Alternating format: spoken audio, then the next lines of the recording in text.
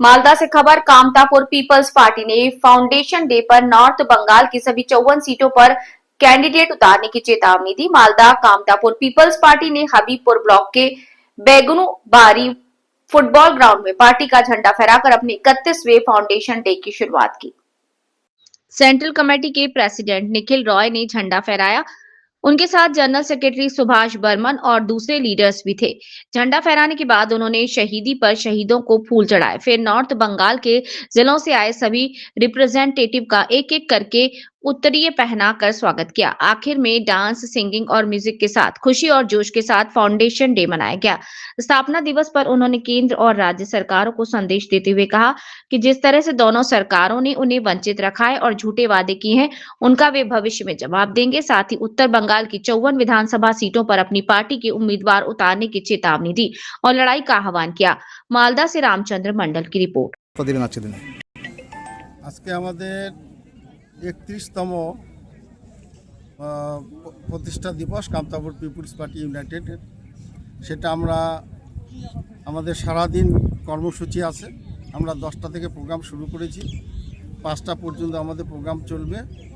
আমাদের এই প্রোগ্রামে বিভিন্ন জনগোষ্ঠীর কালচার সমস্ত জনগোষ্ঠীর কালচারটাও আজকে আমাদের এই প্রোগ্রামে তুলে ধরবো। আমাদের এই অনুষ্ঠানে কী দিয়ে শুরু করলেন? আমরা ভাওয়াইয়া এখানে গান হবে, আদিবাসী নাচ গান হবে, কুর্মি নাচ গান হবে, নেপালি নাচ গান হবে, অর্থাৎ উত্তরবঙ্গে বসবাসকারী সমস্ত জনগোষ্ঠীর কালচারাল প্রোগ্রামের মাধ্যমে দিয়ে আমাদের আজকে প্রতিষ্ঠা দিবস পালন হবে। প্রতিষ্ঠা দিবসের প্রথম তারপর কি?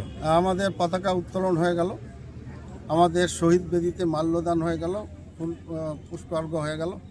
এখন আমাদের প্রকৃত কর্মসূচি, আসল কর্মসূচি আমরা এখন শুরু করি। না, কোনো কেন্দ্র সরকার এবং রাজ্য সরকার দুটাই আমাদের সমান শত্রু। কারণ আমাদের কামতাপুর পিপুলস পার্টির জন্ম হলো 1996 সালের 7ই জানুয়ারি। এই 31 বছর পূর্ণ হয়ে গেল এই কামতাপুর পিপুলস পার্টি।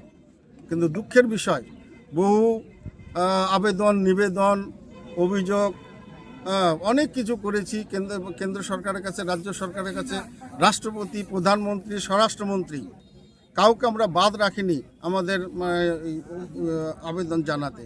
কিন্তু দুঃখের বিষয়, আজও পর্যন্ত আমরা কোনো সাড়া পাইনি।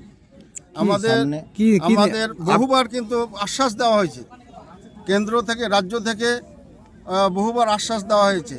এর আগে যখন টিএমসি ক্ষমতায় ছিল না, সেই সময় মমতা ব্যানার্জির সাথে আমাদের বৈঠক হয়েছে। সেই সময় এমন একটা পরিস্থিতি তৈরি করলো মমতা ব্যানার্জি, একটা হাওয়া তুললো।